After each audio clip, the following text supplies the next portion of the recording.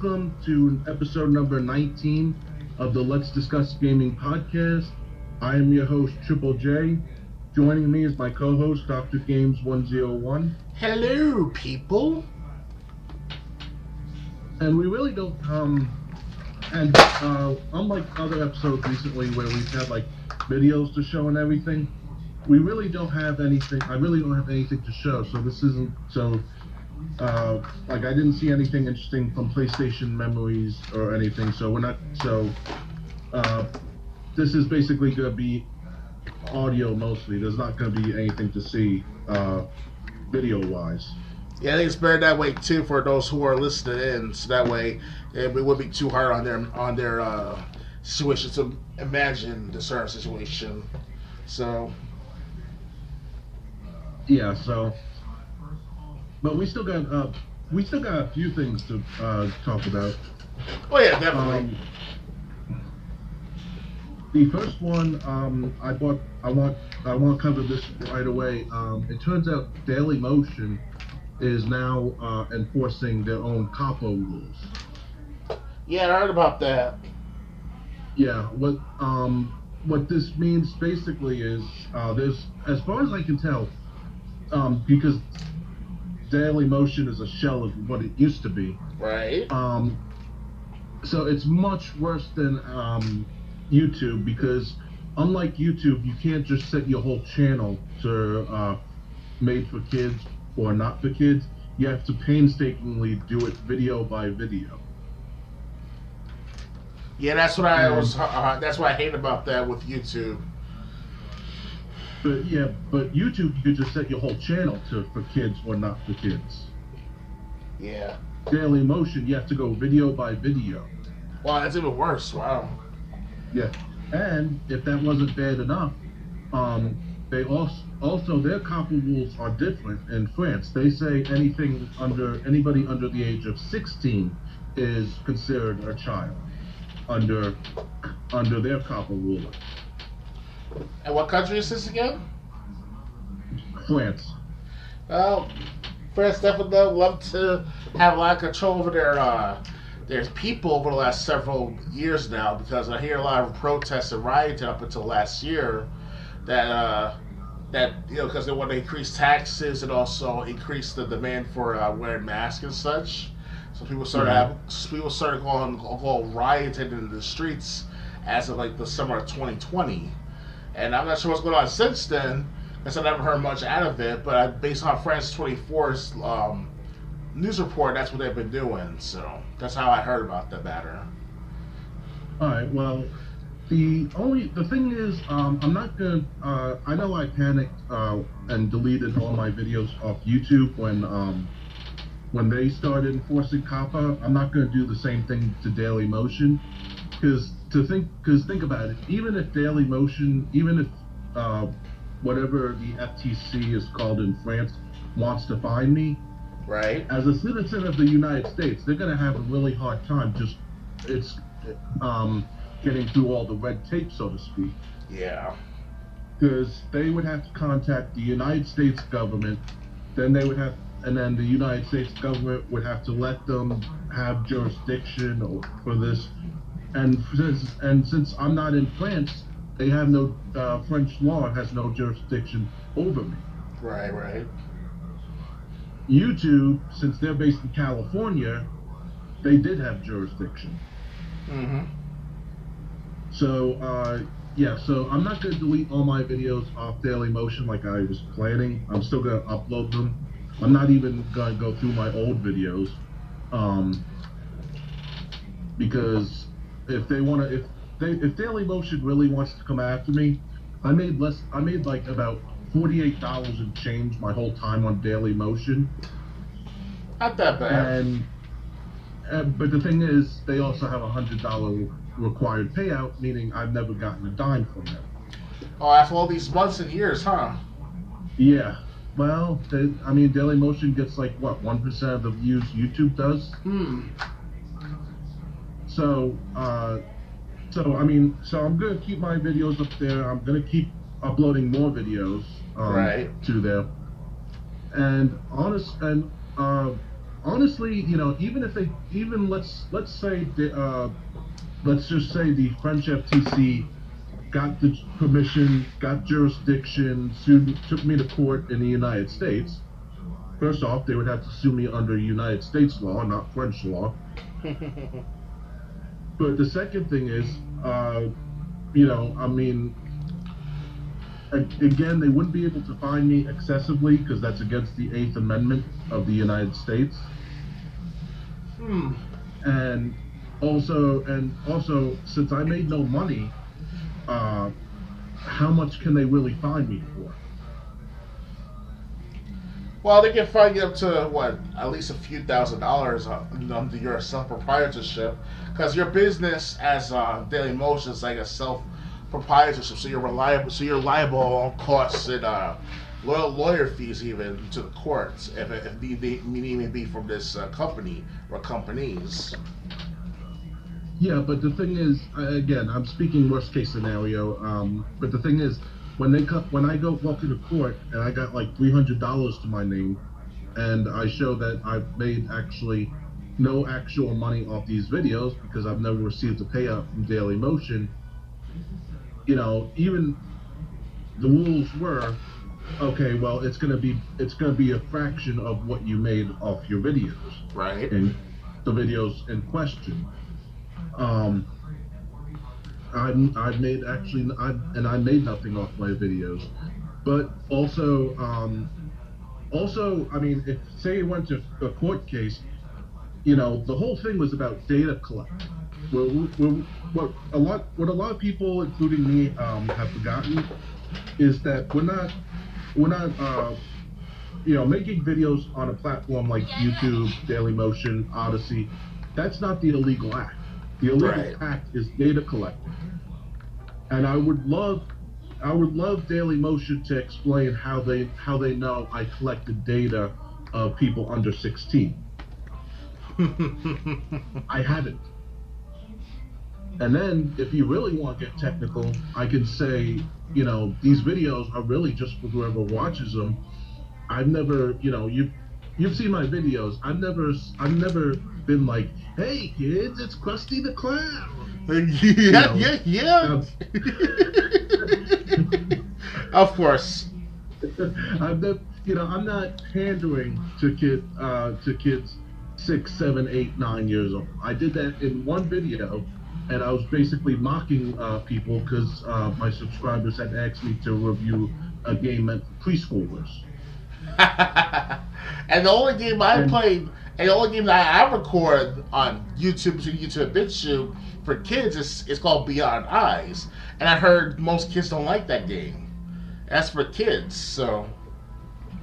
Right, but the thing is, I didn't even really pander to kids. I was just like in the introduction, I was like, if everyone has their apple juice, let's get ready to check out this game, and then I covered the game like normal. But the thing is, again, they would have to show Daily Motion if they were participating. They would have say they flagged my video as something that should have been made something that was meant for kids. If they took me to court, they would have to show their algorithm, what in their algorithm made them think that video in question was meant for kids.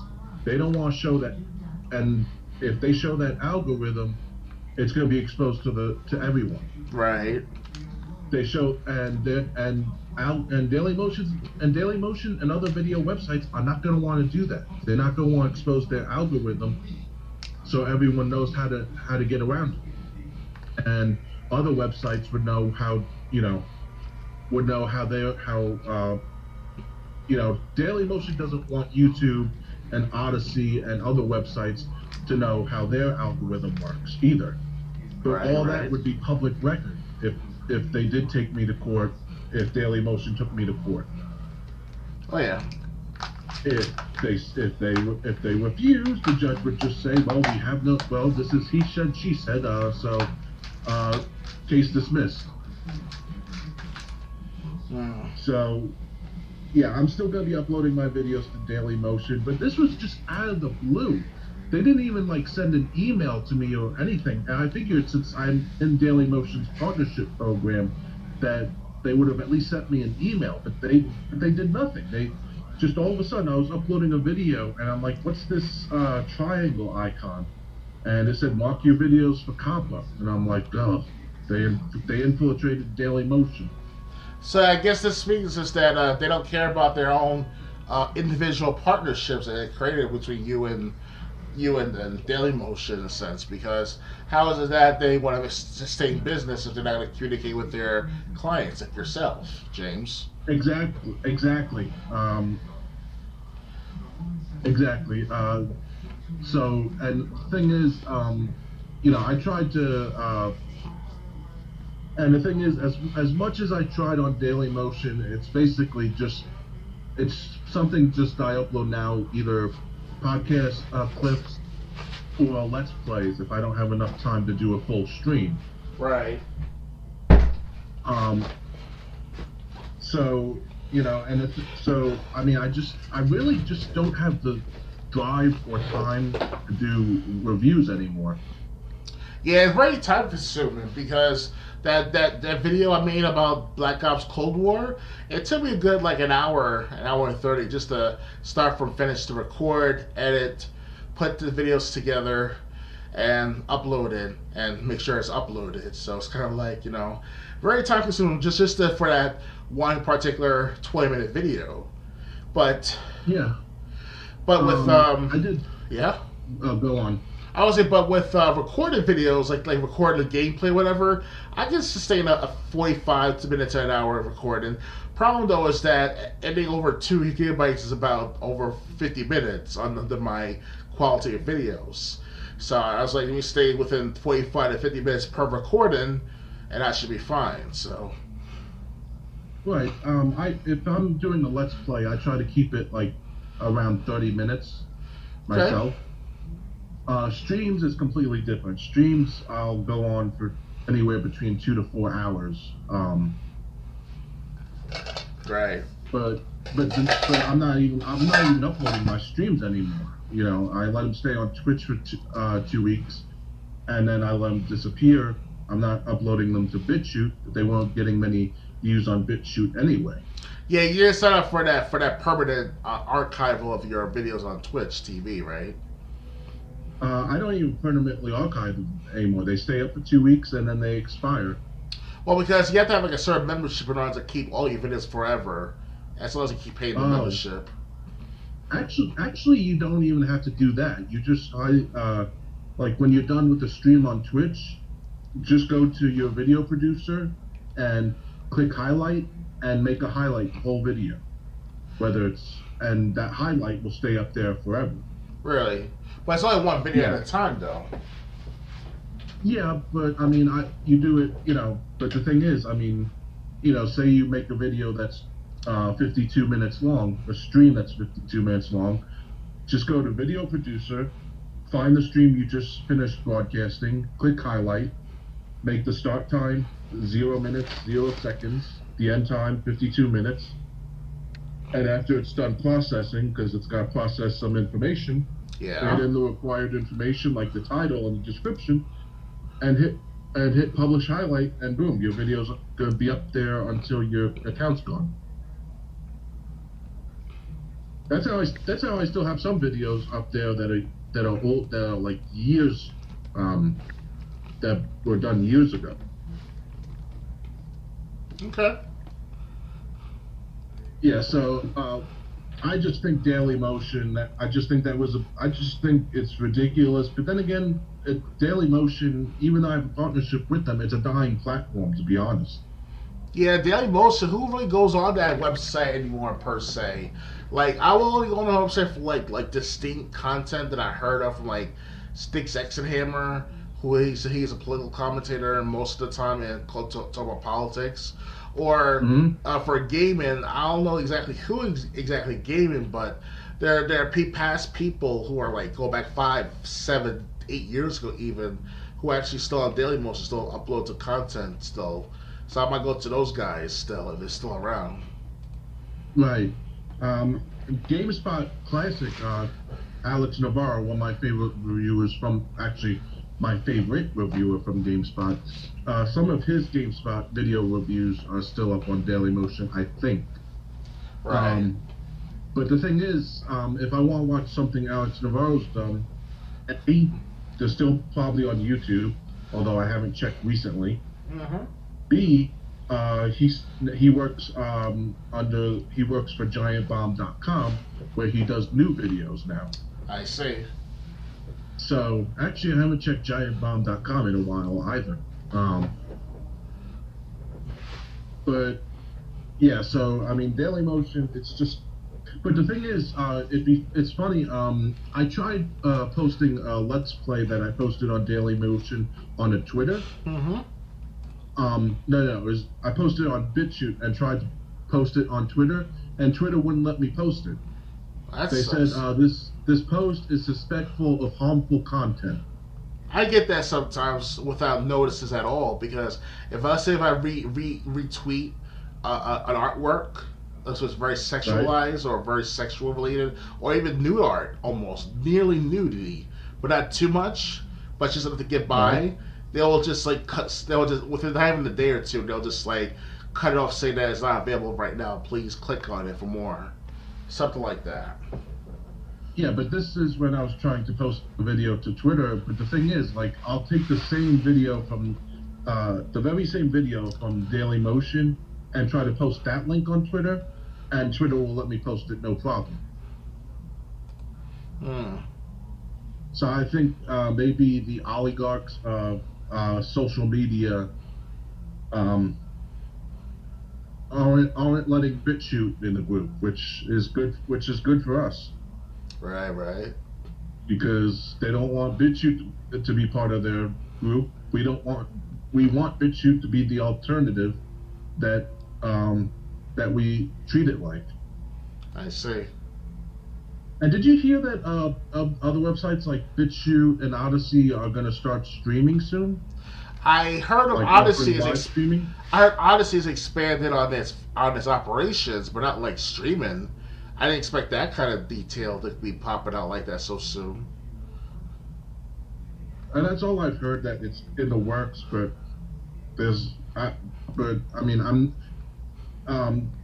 Lord of Patriarchy from YouTube has said it. Okay. But surprisingly, that's all I've heard. There's no date. There's no projected timetable of when it'll happen. It's just gonna happen in the future. I mean, I heard that BitChute is gonna start streaming services. I'm not sure when. Sometime this year or next year, the latest. But that's not even in the beginning stages of them progressing into that matter. BitChute. All right. Hey, like I say, more competitors. Yeah, the only problem is sites like Parler, they rely on Amazon and iTunes for their app support, and I was like, that's a bad idea. You have to have your own individual website and then start from there. And you gotta have your own, and you gotta be able to power your own programs. Yes, and market it and advertise it if possible. Right. So I mean, but hey, if BitChute or Odyssey or other websites are seriously gonna start implementing that, that's good for the consumer. Oh yeah. All right. Next subject. Mario Kart 8 Deluxe on the Switch is the best-selling game across all platforms of any Nintendo product. Huh? Of any Nintendo product, right? No, across all platforms. Microsoft, Sony, Nintendo. Oh, okay, that's even better. It's the best-selling game across all of them. Interesting. Have you ever? We may have brought this up, but I'm gonna ask it again.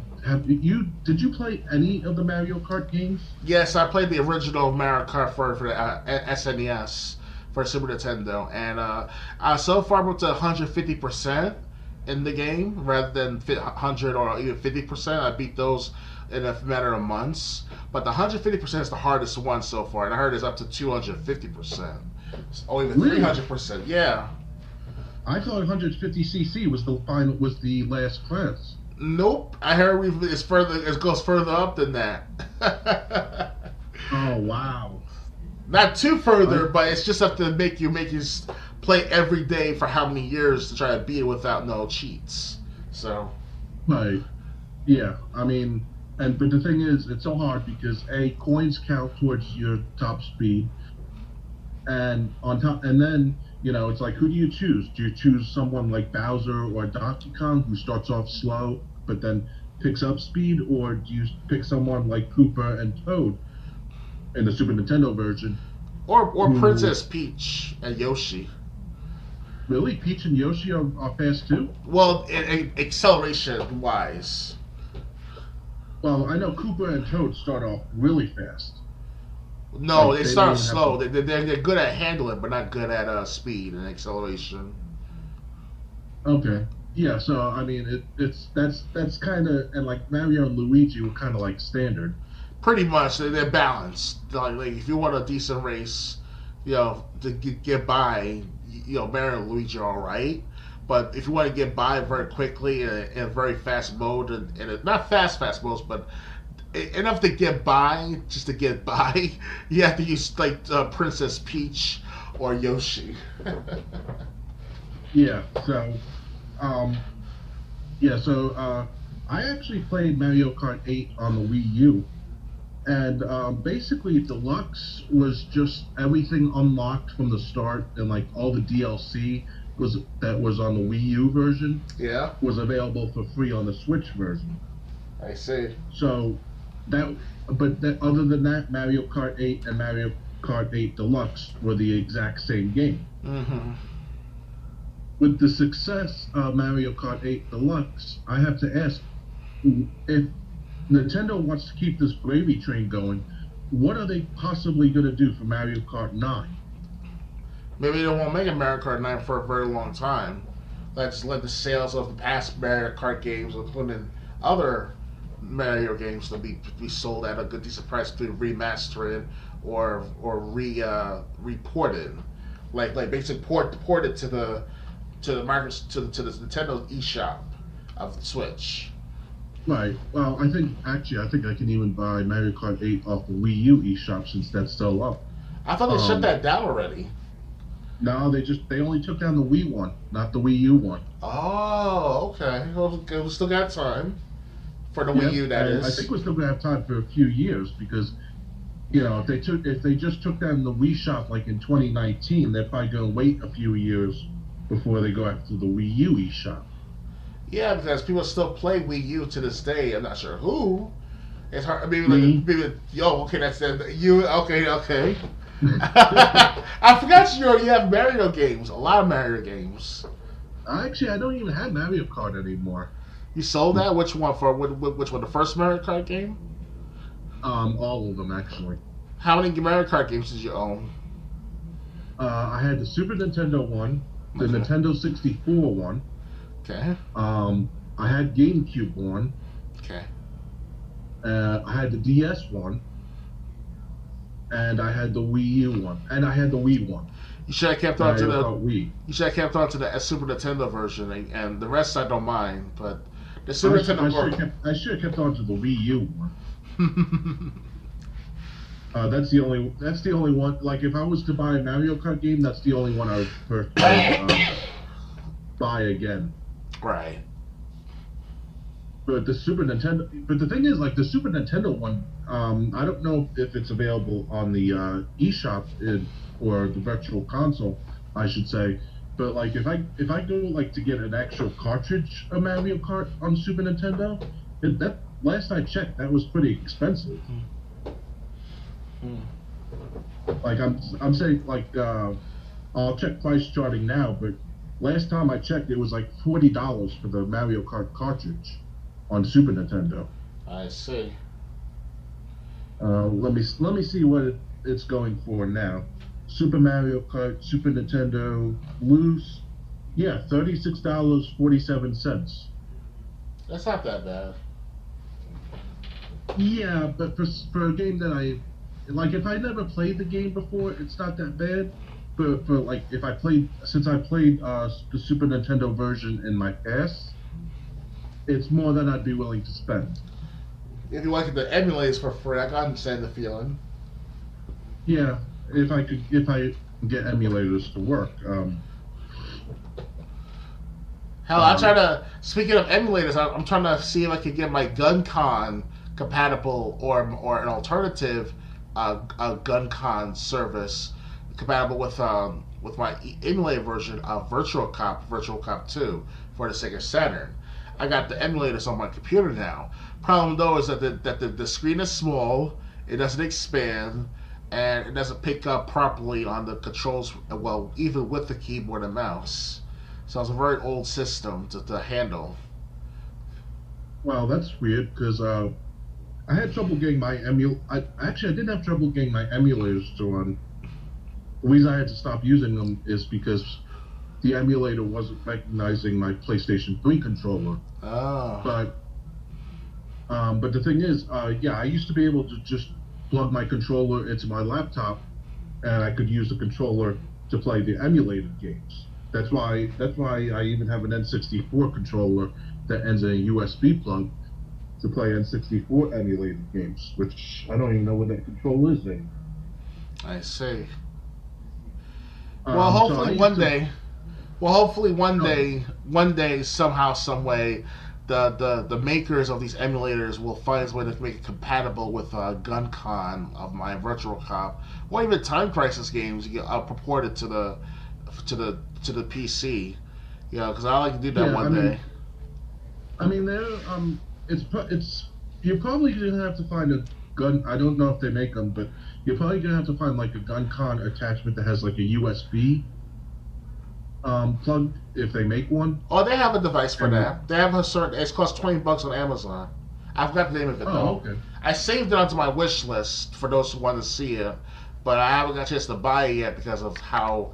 It's a priority, yes, but it's not too important on my list for the time being. So I'll take my time for that. Right. Same with me. I was starting to buy games that for Christmas, like I ordered Borderlands 3. But now I'm just waiting until Xbox charges me for Xbox Live. Are you still going to cancel your subscription for the Xbox One? For Xbox Gold? Yeah, I want to take the risk. I want to let it. I stopped the renewal process of my Xbox Gold, and by May 4th or 5th, it's going to shut down all its services and see what happens after that. What can I do with the matter? How many games can I play on the Xbox One compared to how many games can I play on my PC? I finally got 100 gigabytes more on my PC hard drive, as well as I got 25 more gigabytes space on my external hard drive, was connected to the back of my computer. So either I have 3 external hard drives, right? That are still that I use for video games and backups and stuff. So I'm only using 2 of the 3 on my PC, while the third one, which the original one I bought for the Xbox, was the SSD drive. I will utilize that for my Xbox One for silver membership only. So because most of the games are gold. Hey, you have games with gold for it. So what's the point of having them right now? Right, if you're gonna let your gold subscription expire. Me, I'm just I tried to figure out. I tried to go through the Xbox One to let them charge me now, so I wouldn't have to worry about it. Yeah. But I couldn't figure out how to do that. I probably have to go to Xbox.com. So I'm just like, screw it. When the 6 rolls around, they'll charge me automatically, and then I can keep my gold subscription for another year. All right. Excuse me. Oof. Hey, I'm tired too. Yeah, the reason why we're late. I've been getting like 4 or 5 hours of sleep a night for I understand. Because I got a certain dog that likes to wake me up at 5 a.m. to use the bathroom. Although he hasn't woken me up that early. No, that was just one time that he didn't wake me up that early. Really? Yeah, because he went to the vet and he's discovered that he had fleas. So he has a flea pill that he has to take. He has eye drops that he needs, and that all that medicine knocks him out. And he Right. actually ends up sleeping more than he normally does. Okay. What But kind of dog is he? then if he wakes up at 5 a.m. and he sees I'm still up, he want he wants to he wants to use the bathroom. I never asked about your recent dog. What kind of breed is he? So back to the actual discussion. Oh, sorry. Okay, we'll do that that conversation later. Mario Kart 9. I think when the Wii U came out, they had Mario Kart 8. They ported it to the Switch right when the Switch comes out. I think when the new Nintendo console comes out or would come out, they're going to need another Mario Kart game. But I don't think there's anything they could do that they haven't done already. Yeah, This isn't like a Madden situation where there's things that can be done, but EA Sports just may be too lazy. It's what have you done? What have you not done already? You already included retro circuits. And made up retro circuits. You've already had a challenge mode in the DS version. You already have online. You're already doing this and that. It's like what have you not done that can be done? Oh yeah. Yeah, it's we're at a plateau in gaming and creativity wise because what else is there to do? Like everyone does everything and and cross playing and we're trying to combine everything with everything and it's like it's starting to turn into a boring shit show. No offense, no excuse my language. Well, I'm not. That's not true for all games. I'm just speaking specifically for Mario Kart. Just saying, I mean, it's funny. It's funny you're not too invested in this because if I bring up the franchise Resident Evil, you've expressed how that series needs to end after Resident Evil 8 Village. Well, I don't know what's going on in Village or let alone Resident Evil 7 because I never played Resident Evil 7 or 8 yet. But based on Resident Evil 6... on previous podcasts, you've expressed how you said 8 has to be the end. It's got to be. It has to be. As a matter of fact, I want to see if I can find that clip.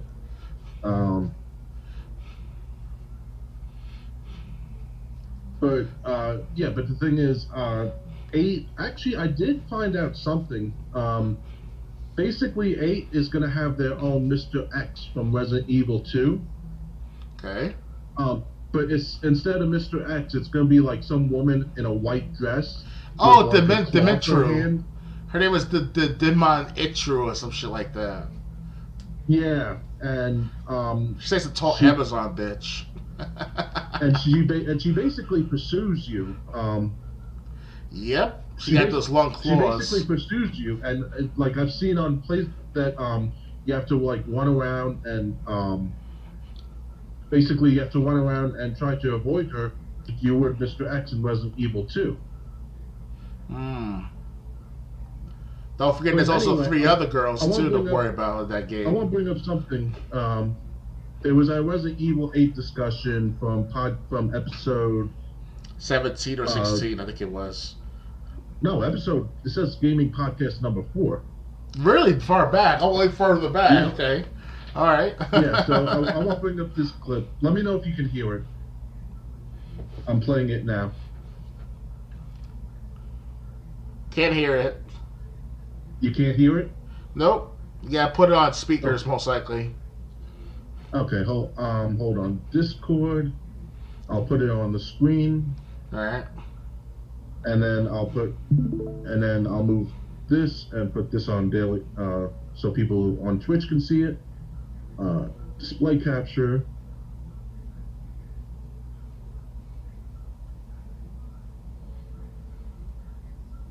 Okay, do you see it? Yes, I see it. Me on Daily Motion? I see the number 4 clip. Okay. Let's play this and then we'll talk about it afterwards. Resident Evil 8 thoughts. Yes, we were waiting for this for a long time in this podcast. Yes. I'll let you start off first. Well, okay. Let's first stick with the character design of Chris Redfield. It's been changing every single game since the first Resident Evil. The first Resident Evil was all right of Chris Redfield. Then by Code Veronica, it was like or whatever, right? He's not as buff. He's not as definitely not as skinny. Then all of a sudden, he got Resident Evil 5. He looks buff than ever. He looks like he's going to the gym all of a sudden. Then in Resident Evil 6, he looks more regular than more masculine. But then Resident Evil 8 now is coming together to redesign the character. So it's like, when's Capcom this doing Chris Redfield? After 20 years of playing Resident Evil, I'm like, what is going on here with Chris? Well, I mean, Chris Redfield. Resident Evil 8 looks like it's going to play the same path as Resident Evil 7, where you don't see your character, you see through the eyes of your character. How do you know we're playing as Chris Redfield in this one? How do you know we're playing with Chris Redfield? Oh, because of at the end of the trailer, they show Chris Redfield interacting with the guy that you're playing with. That's why. Okay. Also the rumor, that's what the rumor was saying. And you're going to be actually 24 witches in the process of being Chris and stuff like that, so. Okay. They're witches. They look like witches, though. And the setting, like the village setting, because the real title is Resident Evil 8 Village, at least as it looks like in the trailer. It looks like a Resident Evil 4 type of setting, which is fine, as long as it's not exactly this village ripped out of Resident Evil 4. Yeah. It looks like it's going to be creepy again, which we weren't getting in 5 and 6, and even 4 to an extent. Oh, yeah. So, what the fuck? I'm getting chills. What's going on here? The nipples.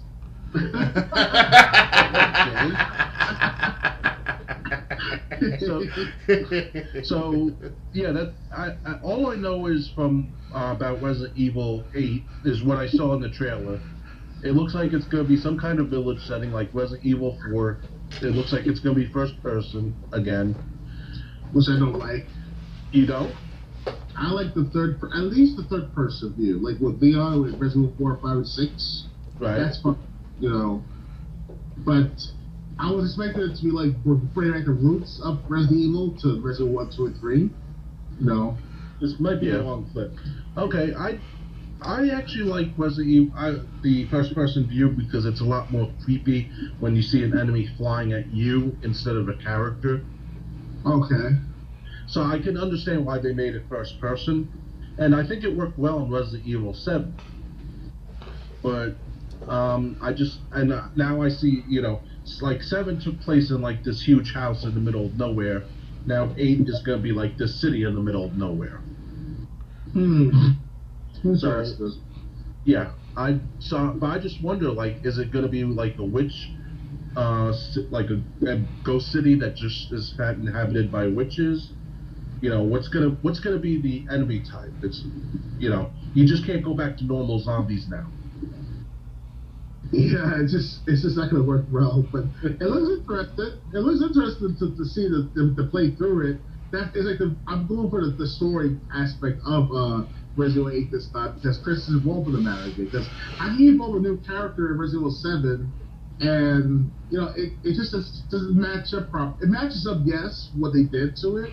But as a longtime player of Resident Evil, you expect to see the same characters: Chris, Jill, Brad. Well, Brad's dead, but Chris, Jill, fucking Enrico, Claire too. Yes, Enrico's dead. Brad's dead. They did also Louis Serra from Resident Evil 4. He's dead. So it's like they're bringing back these characters here and there. They mention with with Claire and Leon switching, that'd be great, and it also end it, like fucking end the fucker. Excuse my language, but it's just that you have to end it. Please end the game. I said just as we get there. Why'd you cut it out? You should add another like a minute to it. Yeah, that's when I edited the clip. That was. Cause I sound like I was begging Capcom. Like, maybe look like I was begging Capcom. Like, please, for God's sake, end the fucker. Yeah, that was an interesting time to talk about Resident Evil Village. Yeah, but the point is, like I understand, like you haven't played Mario Kart as much as you played Resident Evil, but the way you feel about Resident Evil, just end it already. Mario Kart, you're like, you have to make another one. Well, okay. Obviously, Mario. Yes, it's been almost 35 years since the first Mario video game publicly to the United States, at least that. Well, if you want to include Jumpman, that's like 40 years. It's been 35. They just had the 35th anniversary, and yeah. But the first Mario Kart was like 91, 92, I think. Mm-hmm. But still, that's almost 30 years for Mario Kart. Yeah, I know. Maybe there's something, because obviously Resident Evil is more of a story-based type of game, because it's based on 3D rendering, 3D models, of voiceover casts or voice casts. Mario Kart is just like what? Yes, it's a story. It has story. Well, if you want to put Mario in a bigger picture, like the Mario franchise, that's been around for how many decades, and that's like a story. At first, it wasn't really much of a story because all you have to do is beat the stages or to see the story. It's not like you're playing it as you go along and you see cutscenes and quick time events and stuff like that. It's not like that with Resident Evil. Right. And not only that, Resident Evil is supposed to have a solidified story, not some open-ended story. Because think about this. Why is it that the first 3 Resident Evil is supposed to be the be-all, end-all at one point, but then by the time Resident Evil 4 came out and Code Veronica came out, it was like, okay, Code Veronica is one thing. That's like an add-on. And then to understand about Wesker, how's he alive and stuff like that. But then all of a sudden Resident Evil 4 came out, it's like, okay, they're trying to, make Leon the head honcho of the main series now instead of Chris and Jill. But I don't know. I can't explain that. And then when Resident Evil 4 was such a huge hit, partially because it was on the Wii, Capcom thought, okay, let's continue riding this. That's the way to go. We're gonna have actual people infected with parasites instead of zombies. And then you had Christian Shiva in Resident Evil 5. Mm-hmm. But, I mean, Resident Evil... Actually, last time I played Resident Evil 7, I got past another boss fight. It's the same guy that I've already killed 2 other times. No, because, the first time, you have to fight him in the garage. And, I killed him in the garage. Then the second time, I was exploring this bathroom, okay. And just as I was walking out of the bathroom, because I looked at everything that could mean anything. Right. He appears in the doorway, grabs you by the throat, and tosses you down the hallway. So I shot him like 3 or 4 times. I make it about 2 rooms down, and then I hear him screaming in anger and coming after me. I shoot him another 3 or 4 times, and I got him in the throat, and he died, or so I thought. He disappeared after that? Huh? Did he disappear after that? No, he just stayed down on the ground. Interesting. This is Resident Evil 7, by the way. So then I got to the dissection room, and when he found me, he tossed me down in some pit, and he came after me with a chainsaw. So got the other chainsaw off the wall, and we had dueling chainsaws, and then the boss fight ended with me cutting him in half. Oh wow! You cut him in half. Yeah, and then when you leave that room, well, my character went towards him because I was like, I wanted to check to see if there was items or something I got from the boss fight. My character goes, "And stay dead." And stay dead.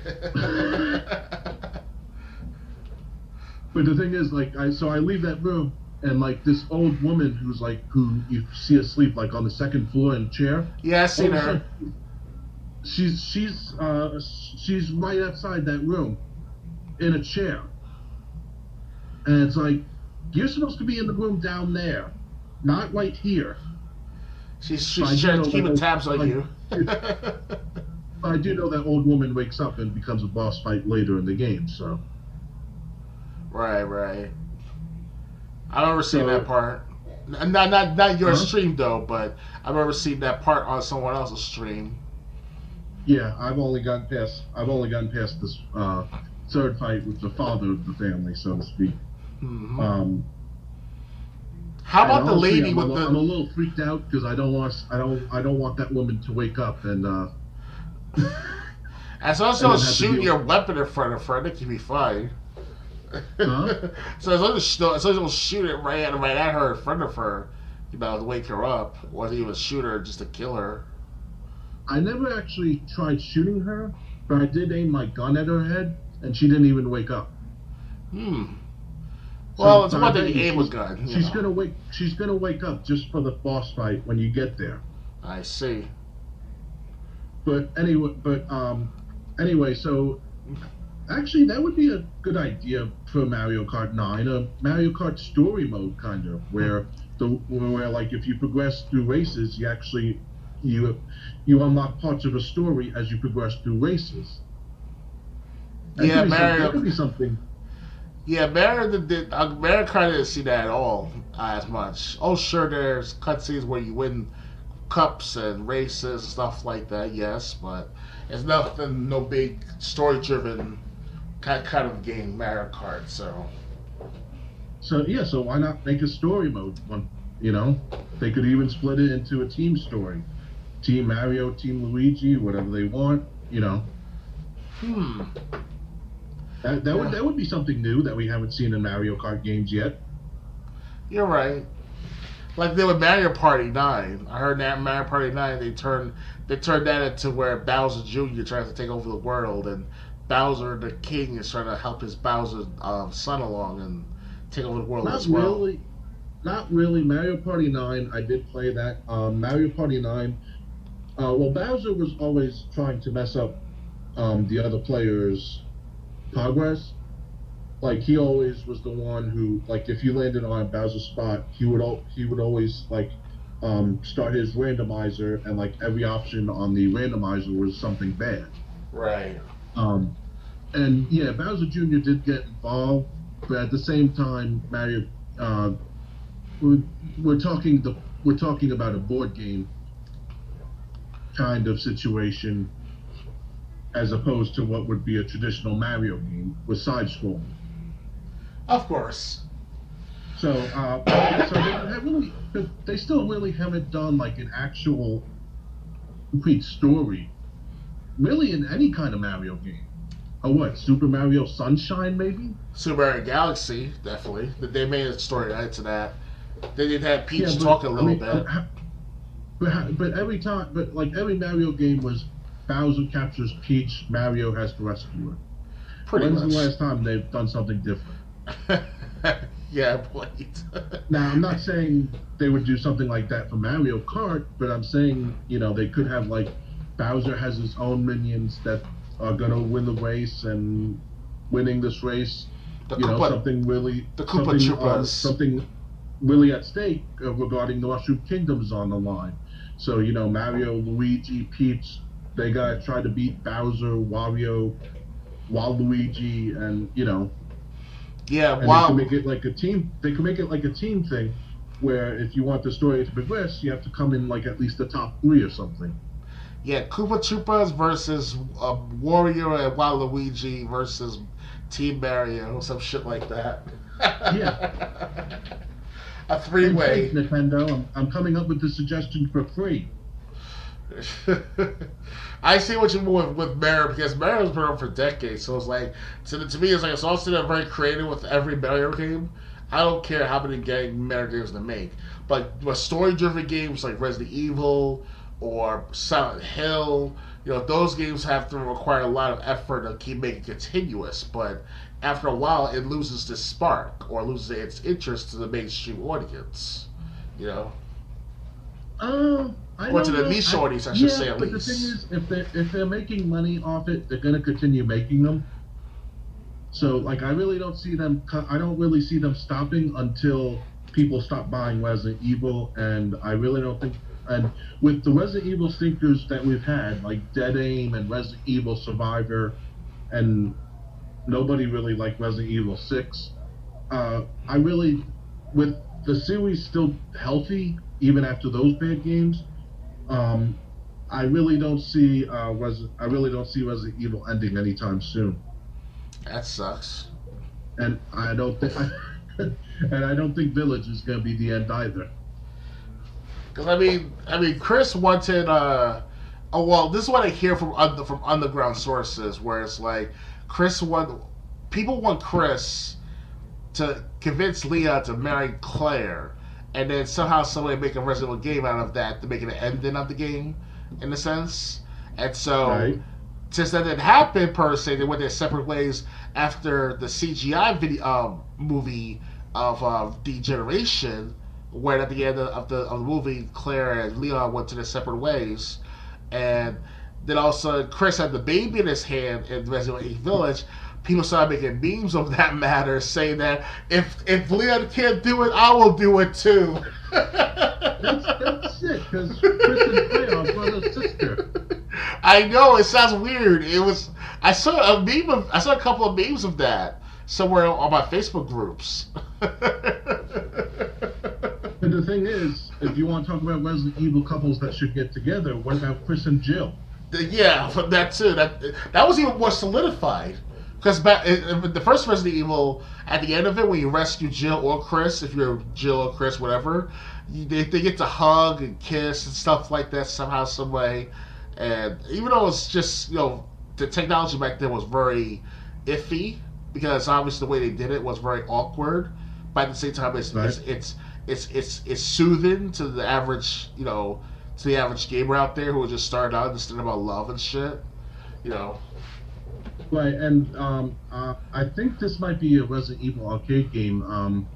But when these Chris, Jill, and Barry, I think, are flying away from the mansion's set to explode. Yeah. You see Chris sitting on the floor, and you see Jill sitting next to him, and then she falls asleep laying her head on his shoulder, and Chris just looks at her and then looks back at the camera, and then you see Barry cleaning his gun. And they're all on the plane that they just evacuated the mansion. If they're gonna bring back these characters, I say at least make it somewhat of a happy ending for Chris and Jill and Leon and Claire. At least that, yeah. Do you hear that, Capcom? Okay. Do that. And I'd really be surprised if Nintendo or Capcom hears this.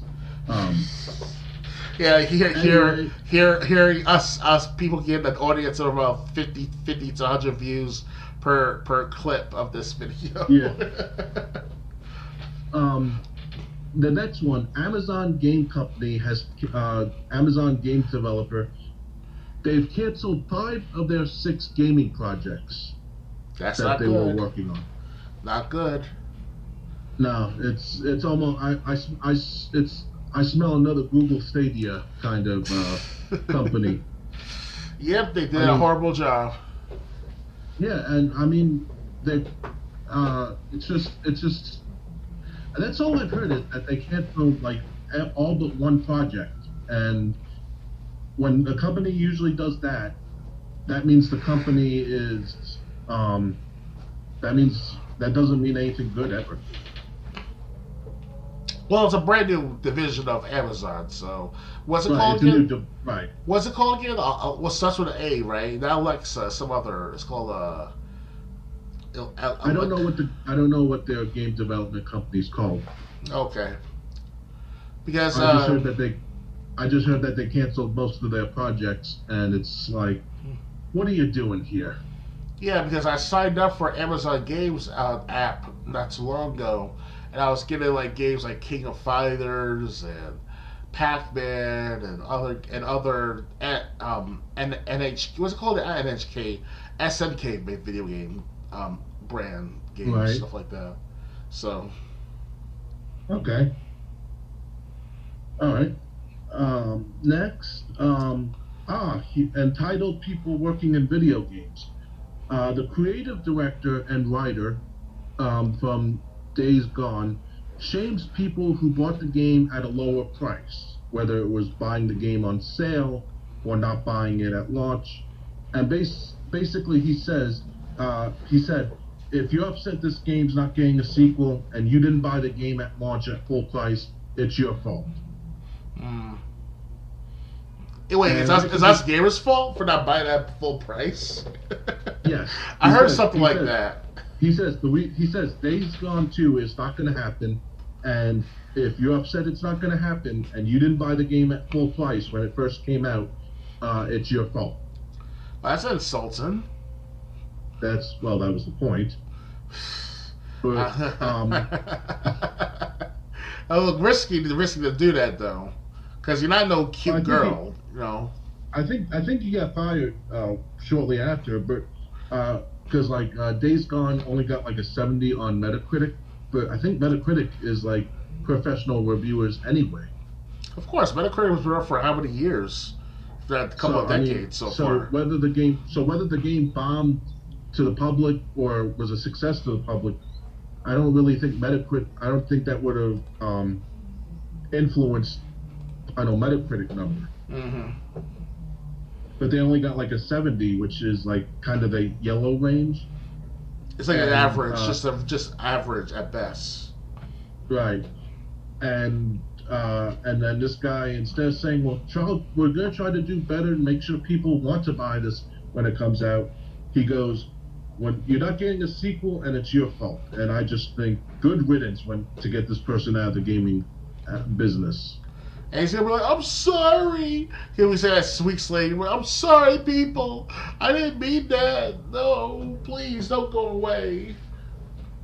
Well, Sony, like I said, I heard Sony fired him shortly after his little temper tantrum. Okay, so he must have apologized later on after that. Yeah, and if he hasn't already.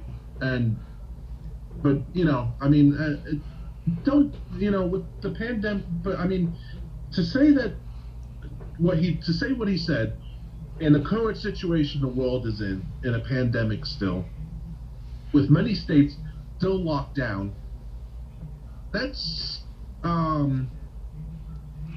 it's like, how out of touch can you be? And we're not talking about a Hollywood star.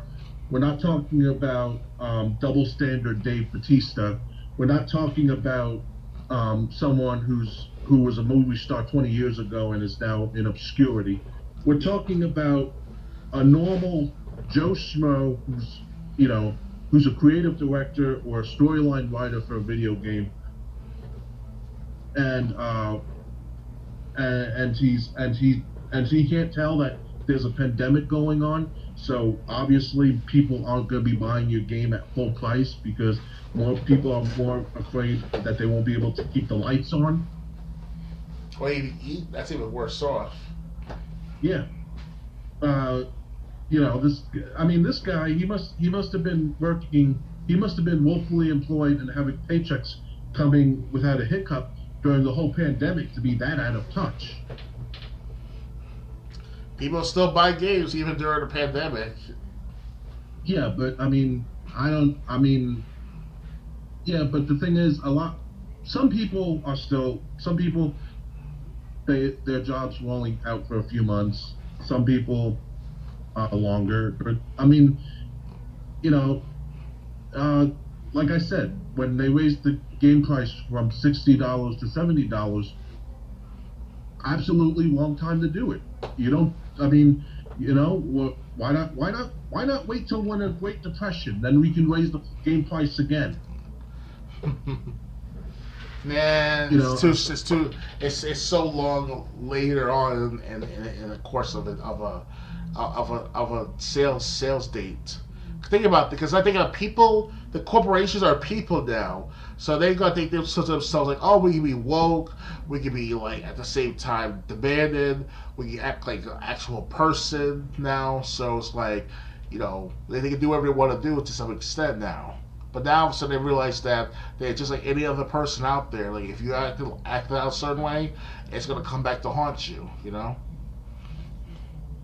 Yes, but I mean, well, corporations are starting to find out that if you're gonna go, they got the saying on YouTube: "Get woke, go broke," and it seems to happen every single time with every company. Good, which is a good thing when they. Because if you're going to go that way, you deserve it. Yeah, good luck trying to stay bit professional after that. Yeah, but I mean, to come out, have you ever heard of a game company that came out and blamed the fans for a shortcoming of the company? I'm sure that's like that with Star Wars. I was Star Wars fans many times over, because obviously. Yeah, and. If I may add the example of the Star Wars, I think it was the Mandalorian or some other like off project type of Star Wars, because obviously I think it was Mandalorian actually. Okay, because it was something like that where people were like, oh, how can you not like the Mandalorian this? How can you not like the Mandalorian that? And whoever this creator is or whoever this writer is saying this stuff, and he's part of the Star Wars team. Well, right, and I mean, also in 2013, remember the Xbox One debacle, where Adam Worth, I think, who was working on it, said, "Oh, we have an offline console for people. It's called the Xbox 360. The Xbox One has to be always on. The Xbox One has to be always online." 3 days later, he's fired. Fucking crazy. And I remember Alan Omega Sin made a video on YouTube. He's like, Adam Worth will be always online looking for a new job.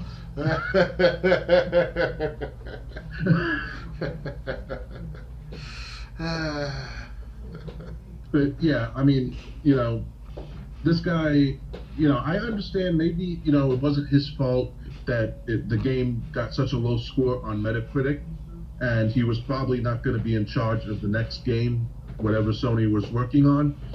But the last thing you do is blame the fans that spent any money on your game. I mean, I've never done it, but some people might actually boycott any game that company works on in the future because of what this guy said. Mm-hmm. I never do it because I don't really check the development company games. I just look at the game itself and look at trailers and see if there's like a big buzz, if there's anything I'm interested in. Right. But I mean, some people might boycott the next game that comes out from that development company, although I'm not sure what company it is. This I just heard, Microsoft might be working on the next Metal Gear project. No fucking way. Yeah. I don't believe you, James. Are we reading from the same script or something, or are we from like from different dimensions now or something? What's going on here? That's what I heard. Microsoft might be working on the next Metal Gear project. Because keep in mind, I thought about this when we were talking about the Metal Gear Solid movie. I think last episode. You said Hideo Kojima was basically taking too long. He didn't want that fans to lose interest. And again, keep in mind, Konami had the rights to Metal Gear, not Kojima. Oh yeah, I forgot about that part. Which is why he only did Death Stranding, Kojima, and not another Metal Gear. Well, right. So it's really up to Kojima. It's really up to Konami if they're going to do anything with Metal Gear. If they're going to let this movie get eventually made. But I heard that Microsoft might be in charge pretty soon. So that means the Metal Gear Solid remake is going to be both on the PS5 and Xbox Series. Yeah, maybe. Now that'll be interesting. I don't have to worry about buying a PS5 anytime soon. But then again, I'm not buying the consoles anytime for a while now until they sort out all this scalping, this delays in sales, delays in services, delays in everything. You know. Exactly. Just like me. I mean, really, the only console I'm interested in is purchasing a 360 because my 360's dead, and the Xbox One doesn't play every 360. I have 360 games that I can't right. That only some work on the Xbox One, some don't, and I really want an old school white one so I can just take the hard drive off this 360, put it on the side of the new one, because a game like Shadows of the Dam, the last level is 5-3. The last time I played it, I was like on level 5-2. You know, I don't want to start all over again. And that's one game I could play on the Xbox One. Saints Row 1 and 2, I could play on the Xbox One. I just haven't yet. Just been playing other games. Right. But, you know, like, if I were even to get the Xbox Series X, what am I gonna get? What am I gonna do? Play the games that I can already play right now? Yeah. I don't even know one game that I'm interested in that's gonna be next gen exclusive, or next gen or current gen Xbox Series X exclusive. You know? Right. So. Just like I said, the only console I would be buying is a 360, and I'm not even in a rush to buy that since I got the Xbox One. Definitely, I was thinking the same way too, because I want to buy an Xbox 360 from GameStop.com because they have the cheapest of the cheap Xbox systems.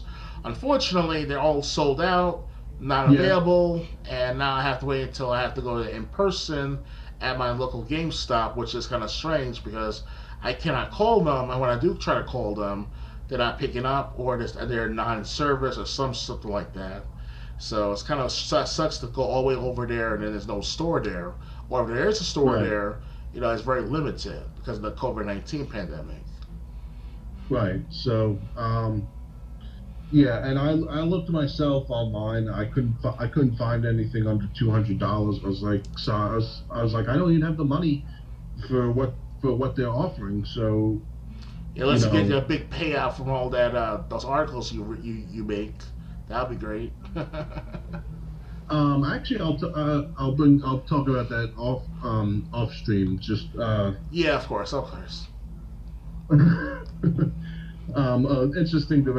Interesting development with that. A good development though. Okay. Anyway, next, PS5 has same CMOS battery problem as PS4. The PS5 battery can only be fixed by hacks or PlayStation Network. So the CMOS battery, where your PS4 can die and become a paperweight, PS5 has the same problem. Yeah, that's why I didn't want to buy a PS5 this year or next year even. I'd rather wait a couple more years, see what happens with PlayStation fixing that matter, with a patch or something. Yeah, they said only if you can hack the console or a PlayStation Network can do something, then that's the only way the CMOS battery can be fixed. Well, PlayStation Network, you would have to connect online, and everyone's saying, well, when the console server is no longer up, PlayStation Network will no longer be an option. Then you'll have to be able to hack it, and it's really I'm surprised Sony did this twice. Yeah. I mean, one time, fine, but now that people are knowing about this, I think it's going to make a lot of people second guess, saying, wait a minute, I really want a console that might not be useful 10 years from now. Mm-hmm. What do you think of the CMOS battery issue that's been coming up to light? Well, I'm new to the just new battery, not new battery technology, but the battery itself altogether. I never heard of this matter until like last week or two, if not last week, the latest. And I'm not privy. I'm not a techno geek 100% all the way through, but I do know enough to know what's going on about certain technologies. If you ask me a certain question, I might know something about it. But this is something new right here that was never mentioned in any other console before after all these decades. So someone... That's because it didn't exist in the other consoles. That's the strangest thing. Why now? Why is it that Sony, Microsoft, whoever who started this matter wants to have limited time usage of their consoles? Because people are not going to buy them after a while because they'll spend $1,000 on games, $300 worth of accessories, $250 on services. This is what happens with me with Xbox 360 and Xbox One for the last 13 years now.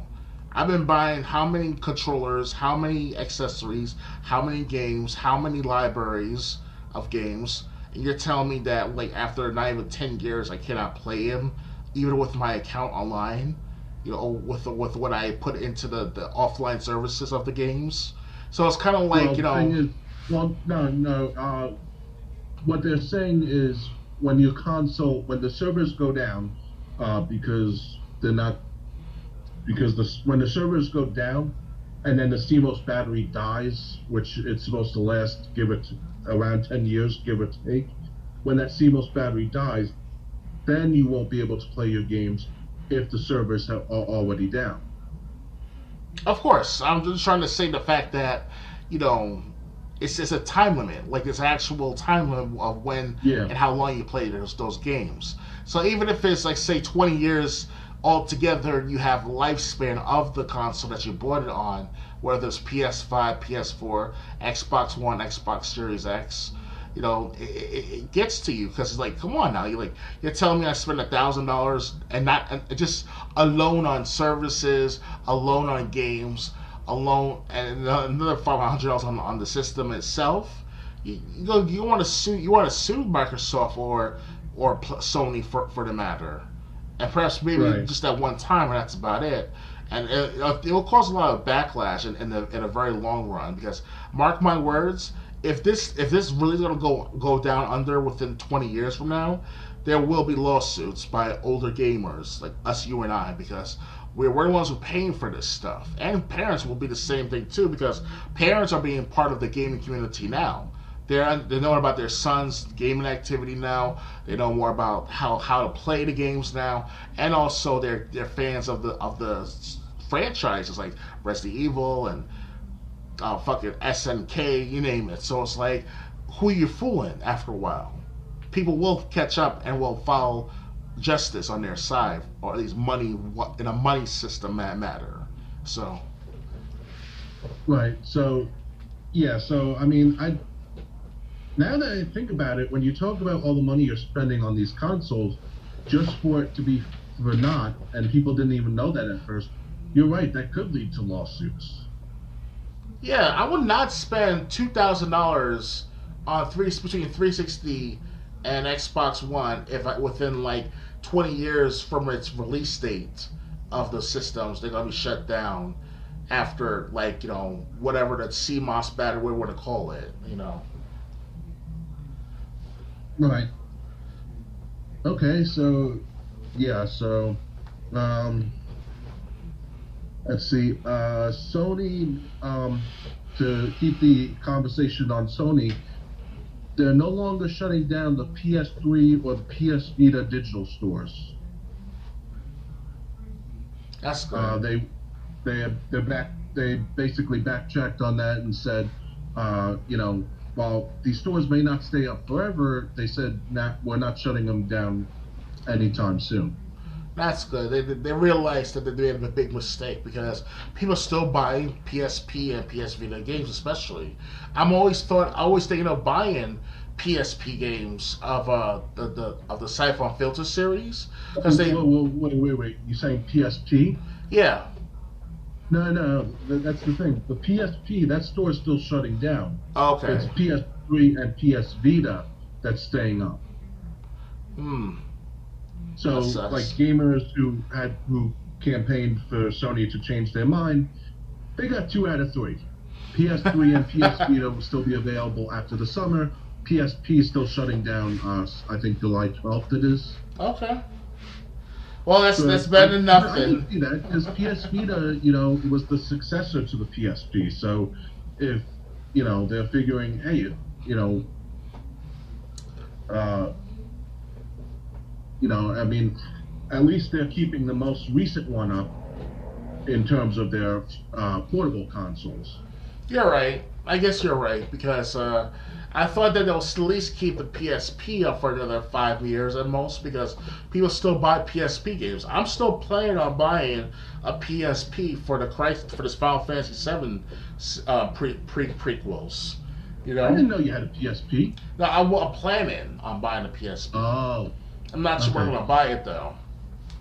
I see them for like $150, like refurbished, $250 brand new, $300 absolutely bundle, whatever you want to call them on these websites. So.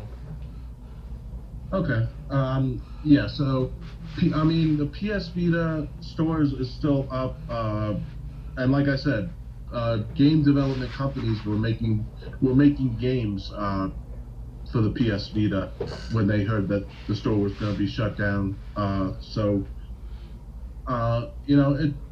Good move for Sony. They're doing something consumer friendly, which this is the Sony I know.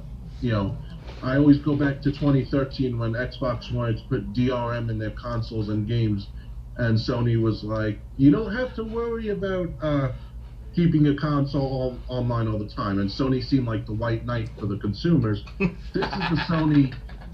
This is the Sony that I remember, that I'm familiar with. And it's just like that commercial I mentioned the other podcast where the Oriental man and the Caucasian man, all they did was just share the game physically, like handed one game to the other hands, and this is how you share a game, people. As a matter of fact, I want to see if I can find like a clip of that conference. Good luck finding the sea of information. Sony fixed it to my. Okay, I am going to show this. I'll put it on Discord, then I'll put it on Twitch. Hold on. Let's see. Okay, internet's open. So Discord. Huh. That's weird. Okay, maybe I won't be able to. It's gonna take some time to look for it, though. Huh? Might take some time to look for it on YouTube, especially. Yeah, but what I'm saying is when I go to like share screen, it just shows Discord. It doesn't show Firefox. Maybe if I close Firefox and reopen it.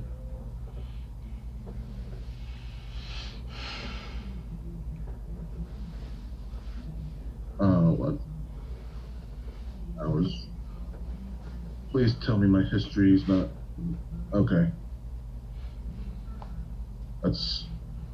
Okay, let me open the video on YouTube and then see if I can put it on Discord. Let me get through the advertising first. Give us a couple minutes, guys. We're trying to work out the kinks of showing you the content.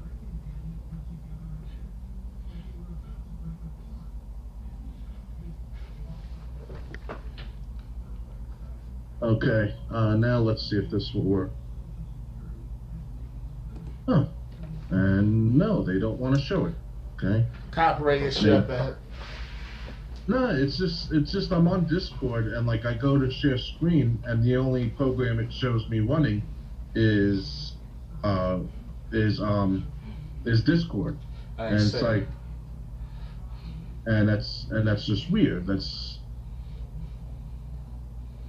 Now it shows up. Okay. Okay. Go live, and then it's still loading. Let me put this on Twitch so everyone else can see it. Okay, do you see it on your end? I see a Twitch logo. Do you see the YouTube video I have up? Well, on the shared screen version, I see the Discord logo. Excuse me. Okay. Let me check out my Discord. My Discord shows me showing YouTube, streaming YouTube on Discord. I don't want to disconnect it because I remember last time when I was trying to show you something, just as I unstreamed it, you had just seen it. So we'll wait a few more seconds. Do you see a YouTube video on Discord? Unfortunately, no. But I'll go to your Twitch.tv. I should be able to see something. Right. Okay. Do you see it on Twitch? Hold on, I'm going to your Twitch account now. All right. Do Okay. you see it? I see You something. see it? I see it. Okay, so I'll let it play and then we'll talk about it. But this is the Sony that I remember. That wasn't so bad. Did the video end? Yes, it did. That's what that's what I was talking about. You know, PlayStation Network was having fun at Microsoft's demands in 2013, and that's the Sony that I know. So that's why I'm happy that they decided to listen to the fans this time and at least keep the online stores up, because people were claiming that patches for PS3 games weren't being downloaded when they were going to shut down these stores, and that's a problem because so many game companies rely on patches nowadays that, we talked about this with Darkness.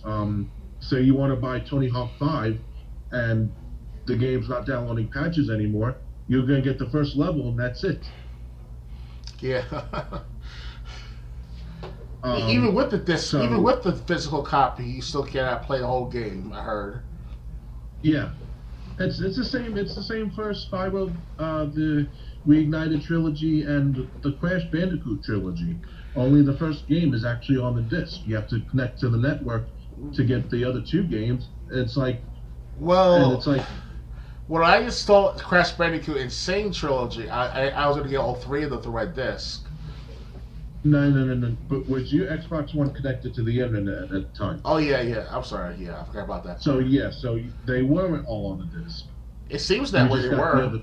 The disc allowed you to download the other two games for free instead of having to pay for them. But, like, when servers go down, it's not going to be the same case. Right. It's going to be what's on that disc, and patches.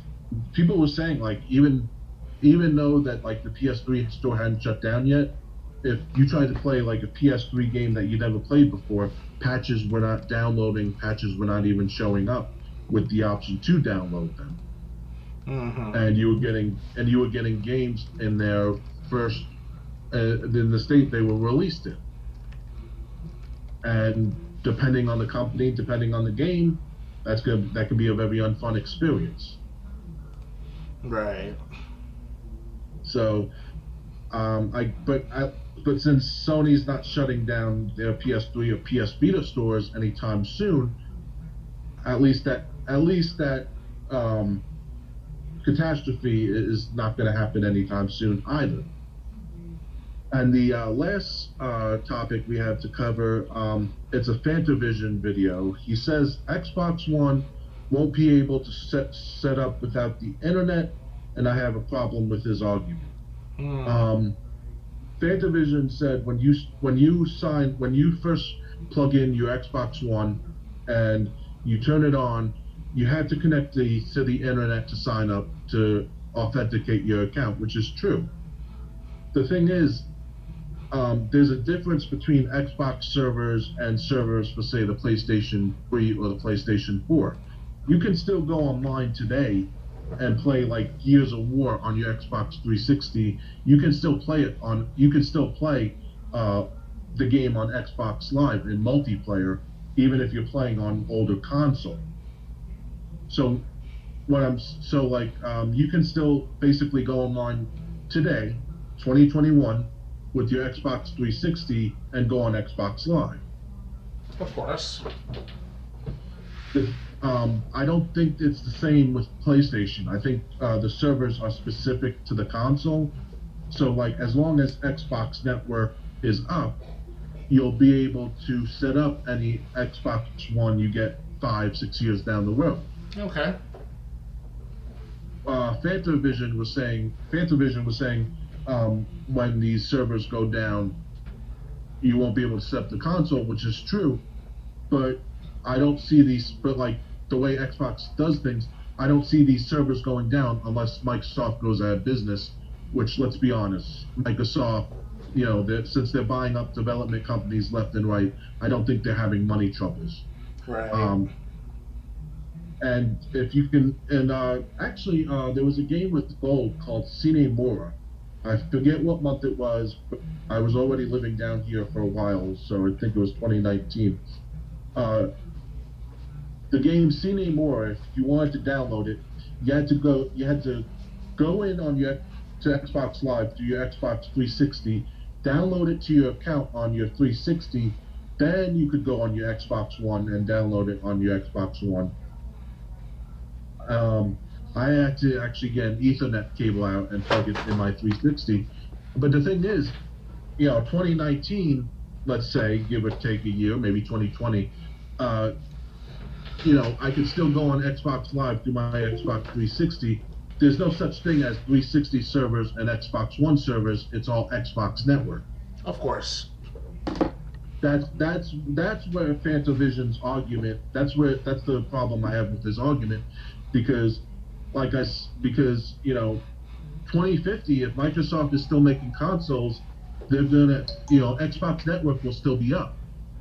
It's not like say 5 years from now when the PS4 servers are down. Right.